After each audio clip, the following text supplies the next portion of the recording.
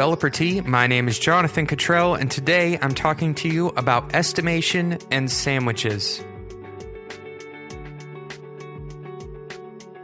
So what do sandwiches have to do with estimation? I bet you that's what you're asking me right now as you're listening to this episode, and I can tell you that on their own, they have nothing to do with estimation, but I want to make this an interactive episode. Take out a sheet of paper, and I'll wait for you here, or you can just press pause. That way we don't have to have an awkward silence. Once you have that sheet of paper out, I want you to write down a number for me. Write down how long you think it would take you to make 100 sandwiches. Now, just use your gut. Okay, so once you have that written down, I want you to think through this with me a little bit deeper. So how long would it take you to make one sandwich?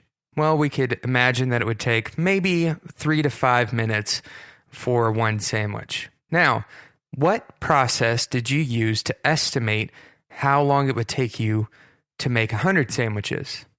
If you, for example, think the way that I think, then you probably estimated that making 100 sandwiches would take you 100 times one sandwich. So, in the scenario of 3 minutes per sandwich, you're looking at 300 minutes. That is 5 hours. That may seem like a lot, but if it takes you 5 minutes per sandwich, then you're looking at more like a full workday to make 100 sandwiches. Now, a lot of people, when I ask them this question, they think they can make these sandwiches in 1 or 2 hours. Now, that seems kind of ludicrous, doesn't it? It seems like that is absolutely crazy. But we think this way because we think about a single sandwich, and we think about how easy it seems to make a single sandwich. So 100 sandwiches is also easy. And then we use our gut, which is not very good at estimating, to estimate how long will it take to make 100 sandwiches. Now, this isn't a very scientific approach, is it? If we were to instead sit down and break it down, write down the amount of time that it takes to do each step, then we come up with a close to correct amount of time that it would take us to make 100 sandwiches. And part of the reason for this is because we've all made a sandwich before, most likely, unless you live in a place where sandwiches are not a regular meal. I, for one, live in a place where I have a sandwich at least once or twice a week. So I've made a lot of sandwiches, so I know how long it takes to make one. This is not necessarily true for the work that we do on a day-to-day basis. So when we're using our gut just to estimate something that we already know how to do, like make a sandwich, if we're that wrong about estimating sandwiches, well, how wrong are we about using our gut to estimate software projects that consist of things that we've never built before, and maybe that nobody has ever built before? It's very difficult to estimate. Very difficult to estimate. Gets even more difficult when you try to use your gut to estimate. So, the moral of the story, the whole point of this episode is to never use your gut for estimation. Now, there's also a few other things that we can talk about with this scenario of 100 sandwiches.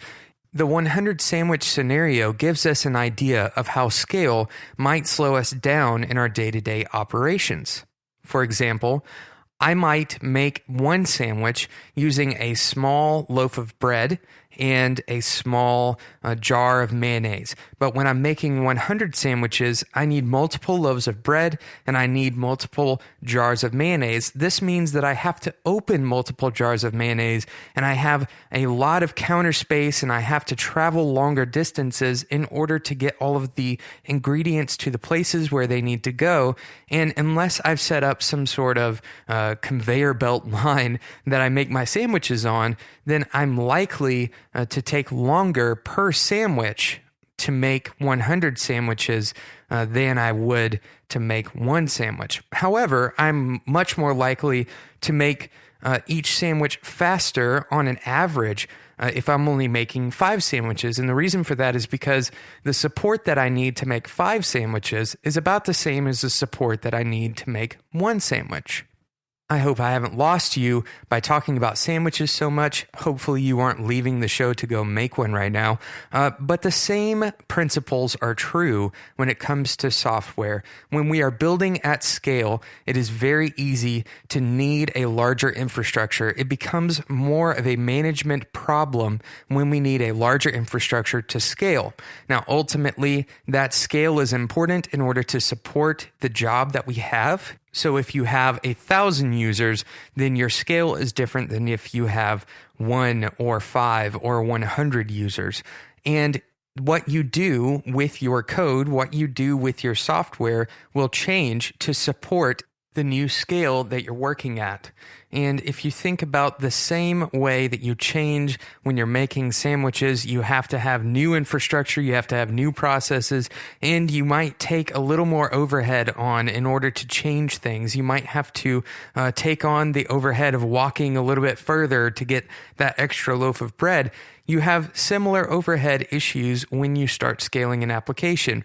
Of course, it is worth your time to optimize those things. That's why it's important to look into scaling if you think that scaling is getting ready to be a problem for your particular application. So be prepared for that scale to occur. But remember that estimation is affected by all of these things. And that's what this episode is about, is estimation. So how do we get better at it? How can we estimate better?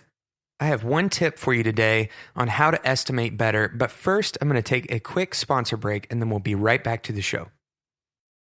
Today's episode of Developer Tea is sponsored by DigitalOcean. DigitalOcean is simple cloud hosting built for developers. They're dedicated to offering the most intuitive and easy way to spin up a cloud server. And in just 55 seconds, you can deploy a solid-state drive cloud server. Plans start at only $5 per month for 512 megabytes of RAM, a 20 gigabyte solid-state drive, 1 CPU, and a full terabyte of transfer. In addition to offering simple and affordable SSD cloud hosting, DigitalOcean is dedicated to building out a strong community and supports open source software. They offer a vast collection of hosting tutorials and invite developers to submit articles, and they pay $50 per published piece. Deploy your SSD cloud server with DigitalOcean today by going to DigitalOcean.com. Now, DigitalOcean has been kind enough to provide Developer Tea listeners a discount of $10 when you use the code DeveloperT. So go to DigitalOcean.com and use the code DeveloperT to get $10 off today, and you'll get up and running with your own SSD cloud server in just 55 seconds. That's DigitalOcean.com. Now let's get back to the show. I'm going to give you one very simple guideline for estimating better, and that is estimate smaller things. Estimate smaller things. Don't try to estimate the big project or multiple things. Only estimate the things that you have a high amount of confidence that your estimation is relatively correct. When you estimate smaller things, there's less room for error. There's less room for you to make a mistake. And that is fundamentally the important part of estimation, is trying to limit the number of places where you might make mistakes in that estimation process. Thank you so much for listening to Developer Tea. I hope you enjoyed this episode. Go make a sandwich today and think about estimation. Teach others around you how to estimate small things. Make sure you subscribe to Developer Tea in whatever app that you listen to podcasts in. That is the best way to make sure you don't miss future episodes of Developer Tea. Now, I'm going to ask you for a big favor. Please go and leave a review in iTunes. That is the best way to help other developers just like you find Developer Tea.